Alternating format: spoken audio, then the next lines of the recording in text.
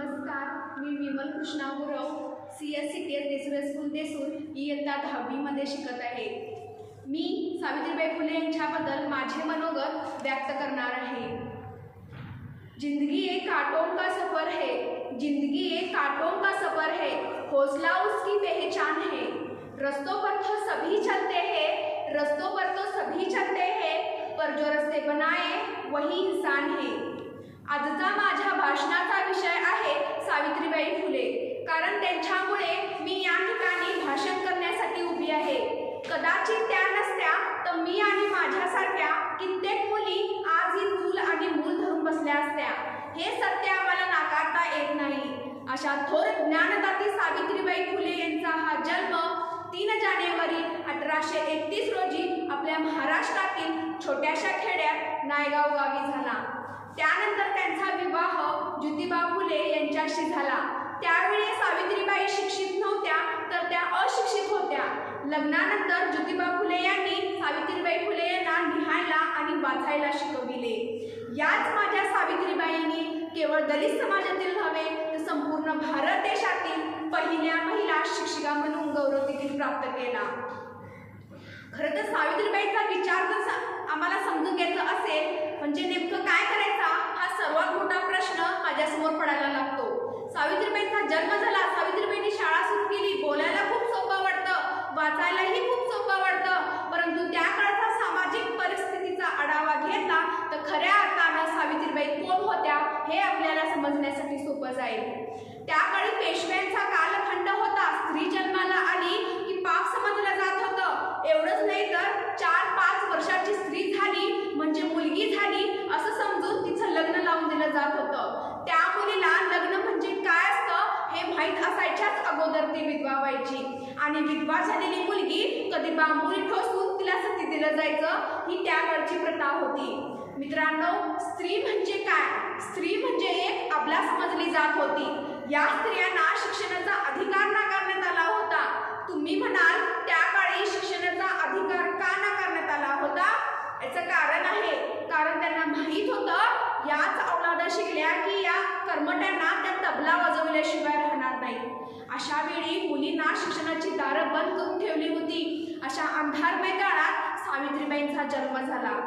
ज्यावेळेस अज्ञान आणि रूढी परंपरांनी ग्रासलेल्या समाजामध्ये एक ज्योत एक मशाल म्हणून क्रांतीवीर ज्योतिबा फुले यांच्याशी विवाह होऊन येते। जिच्यामुळे शिकले दीनदुबळ्यांचे मुली अन मुले, जिच्यामुळे शिकले दीनदुबळ्यांचे मुली अन मुले, ती ज्ञानदाती ती ज्ञानज्योती होती सावित्रीबाई फुले। ज्यावेळी सावित्रीबाई लहान होत्या त्यावेळी बाजाराला गेल्या व बाजारात गेल्यानंतर उघड्या वातावरणात जिलेबी घेऊन खात बसल्या होत्या। कुणीतरी ख्रिश्चन विचारण्यानं त्यांना ख्रिश्चन चरित्र पुस्तक भेट दिलं।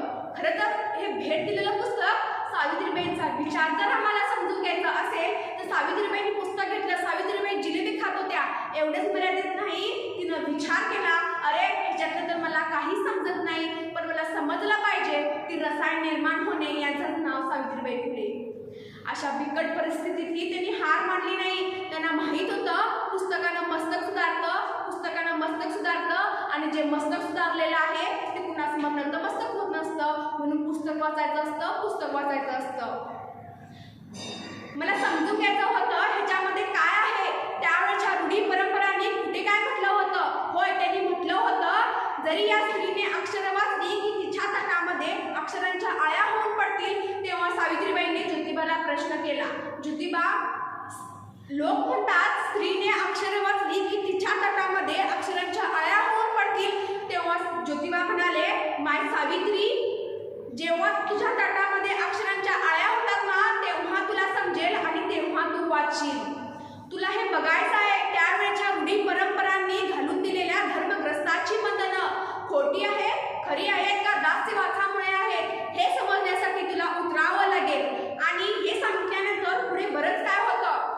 लोक म्हणत होते एखादी स्त्री शिकल्यानंतर तिचा नवरा मरतो, अर्थातच तिचा नवरा मरतो। मग ज्योतिराव म्हणाले, चालेल ना, लोकांना तरी कळू द्या स्त्री शिकली म्हणजे तिचा नवरा मरतो की नाही। अहो, जमनीची पाटी केली आणि काडीची पेन्सिल केली आणि गिरवायला लागली। अहो, त्यावेळी जमनीची पाटी केली, काडीची पेन्सिल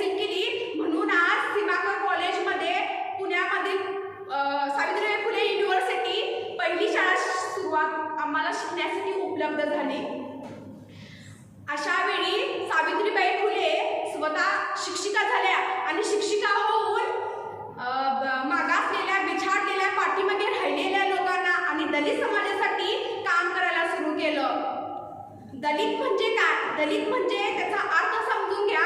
दलित म्हटलं की बाकीचे लोक म्हणतील मी तरी ब्राह्मण आहे, माझा त्यात कसा संबंध आला? दलित म्हणजे त्याचा अर्थ समजून घ्या. दलित म्हणजे बलिष्कृत झालेल्या, शिक्षणापासून बलिष्कृत झालेल्या, त्याच्यामध्ये ब्राह्मण स्त्री सुद्धा होती, हे सावित्रीबाईंनी ओळखलं होतं. अशा या परिस्थितीत त्यांनी हार मानली नाही. सावित्रीबाई फुले जेव्हा मुलींना शिकवायला जात असताना लोक त्यांच्या अंगावर शेण, दगड, माती, चिखल फेकायचे, परंतु त्या डगमगल्या नाहीत, त्या संकटांना भेदरल्या नाहीत. त्यांना कुठे ना कुठे माहित होतं, जिसमें कुछ कर दिखाने का जुनून होता है ना, वो ना आओ देखता है ना ताओ, और बस बढ़ता ही, वो बस मंजिल की बढ़ता ही जाता है, बढ़ता ही जाता है.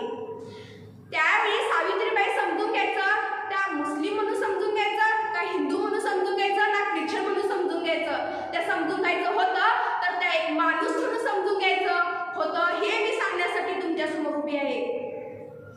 त्यांच्यामुळेच आजची स्त्री डॉक्टर, इंजिनियर, पंतप्रधान, अंतरिक्षित, आज प्रत्येक पदावर स्त्री आहे.